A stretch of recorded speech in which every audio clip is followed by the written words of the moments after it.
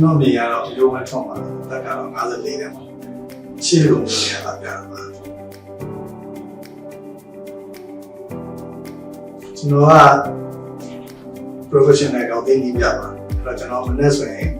ကောက်တင်လေးချင်းပဲသွားပြီးတော့ကောက်တင်ကြီးပြတဲ့နေလေးပြပါတယ်အဲ့ဒါတနေ့ကိုပေါ့ညနေ6နာရီအဲ့ဒါတော့နေ့စဉ်လုပ်ရှာတယ်ပေါ့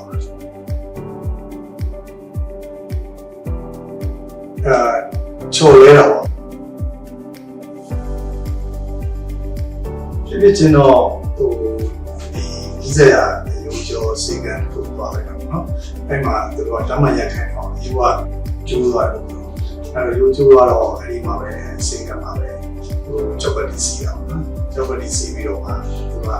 ဟိုဒီရက်ခိုင်းတော့အဲ့ဒါတော့ဘယ်မှာဆက်နောက်ဒုတိယဆင့်ကျတော့ဟိုဆရာဝန်ကဟိုဒီစေုံကြတာမရှိတော့တရားဆရာဝေဖြိုးတော့ဆရာအကကျုံနဲ့ရင်းပြီးတော့သူတို့ဖုန်းနဲ့ဆက်သွယ်ပြီးတော့တိုင်နေတော့သူတို့ကတမန်ကိုကြည့်ပြီးတော့မှဟိုခွဲစိတ်တဲ့ပြောလို့အဲ့ဒီပါမီစေုံမှာပဲပတ်နေဆိုပြီးတော့ဆရာဝန်နဲ့ညှိနှိုင်းပြီးတော့ဒီလိုတောင်းတာပါ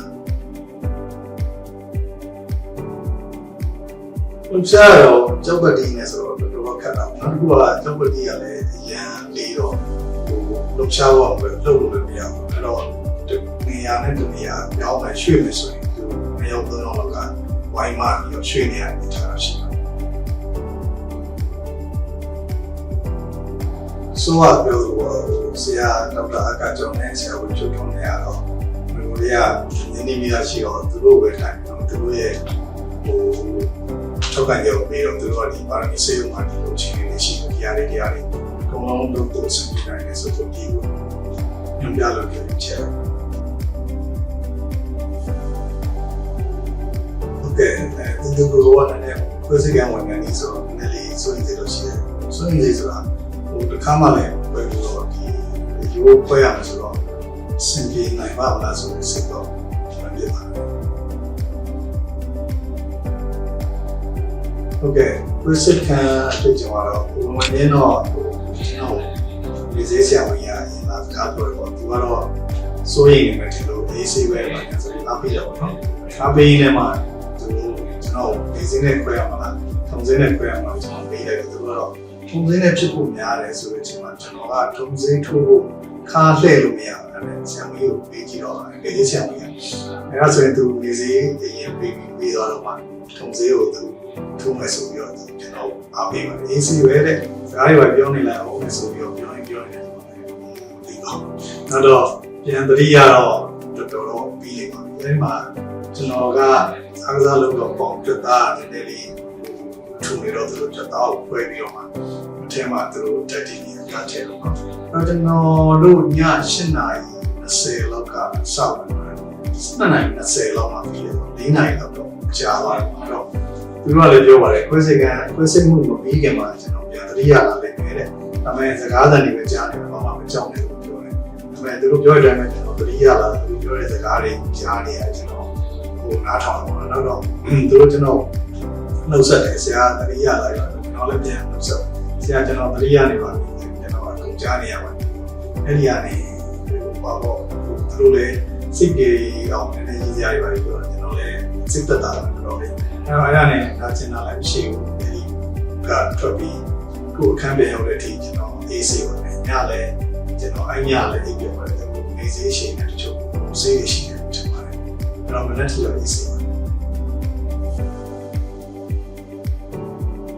ဟုတ်ကဲ့ဟိုစတက်တဲ့ကပါမီစေးမှာ7နိုင်လို့သူပြောလိုက်တယ်တကယ်ဆောင်းချောင်းပြပါတယ်အချိန်လေးလေးခွာနေချက်ချင်းရောက်လာပါတယ်တော်တော်လေးလည်းစင်ပြေပါတယ်အားလုံးလည်းကြည့်ပုံမှန်ရှိပါတယ်နောက်ဆုံးဟိုအရှိ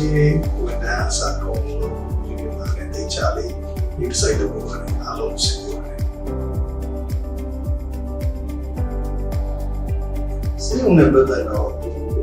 ဝန်ဆောင်မှုကတော့အရင်ကောင်းပါတယ်သူတို့ service ပေးတာဆရာဝန်တွေရောနားဆရာရောကုမ္ပဏီဝန်ထမ်းတွေအခုမှလုပ်ပေးနေရှိပါမယ်နောက်ဆုံးကျွန်တော်ဒီတုံးလေးပေးတဲ့ဝန်ထမ်းအစားတုံးလေးစိတ်ရှိတယ်အရင်ရှိပါတယ်တခုပဲကြံပေးနေတာပတ်စံချင်းနဲ့ချင်းအရင်ကြာတယ်စာရေးဆောင်တယ်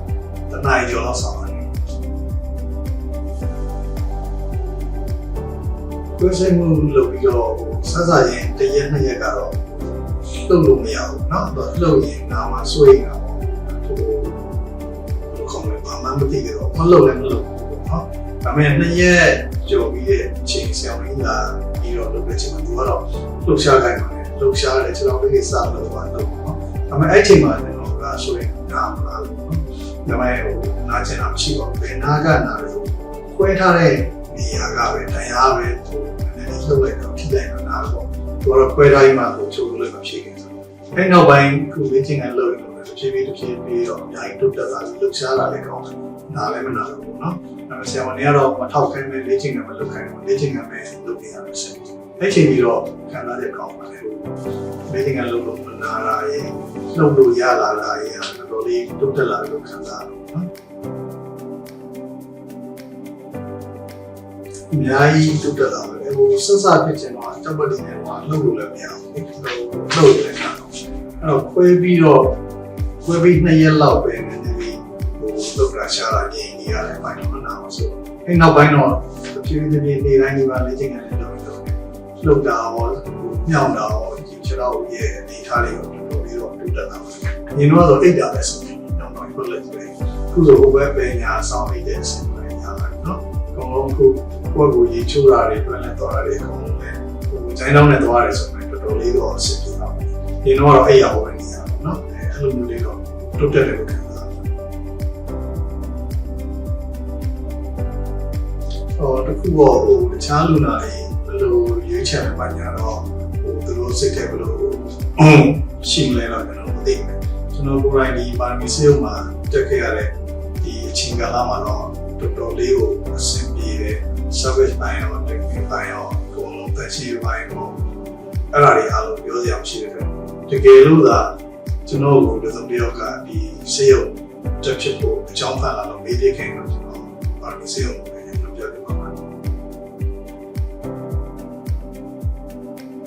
အဓိကကတော့ကျွန်တော်ပြောချင်တာကသူနဲ့ပတ်သက်ဖို့သူတို့ခုနေတဲ့ဒီဆရာဝန်ကြီးတွေသူ့ကိုအများကြီးတော့ရှိမှာပါဒါပေမဲ့ဟိုပေါ့တေချာလေးစနစ်တကျကြွကျွမ်းတဲ့ဆရာဝန်နဲ့တိုင်ပင်ပြီးတော့မှကုသမှုခံတာပို့ပြီးတော့ထိရောက်မြတ်ဆန်တယ်လို့တော့ကျွန်တော်ချက်ပြချင်ပါတယ်ခုလိုမျိုးဒီ level တစ်ခုရောက်ထိန်းထားနိုင်ဖို့ပဲအကောင်းများစွာကြိုးစားခဲ့ရတာဖြစ်ပါတယ်။အဲတော့ရှင်းလျှောက်ပြီးဒီ level ဒီထားတိုင်းဒီ service ပေးနေတဲ့အဆင့်တန်းထိကျော်တဲ့အနေထားရောက်ဆက်လက်ထိန်းနေတာပါ။ခုလိုမျိုးကျွန်တော်ဒီဝေဒနာနဲ့ဒီစိတ်မှာခံစားနေတဲ့အချိန်မှာဒီ site ဆောင်းလျှောက်ပြီးတဲ့ဒီဆရာဝန်တွေရောစေဝန်ထမ်းတွေရောအကုန်လုံးနဲ့ပတ်သက်ပေးတဲ့ဆရာဝန်တွေဒေါက်တာအခါကျော်ဒေါက်တာဝေဖြိုးတောင်းတို့နဲ့ဆေးဘွဲ့အကုန်လုံးနဲ့ကျွန်တော်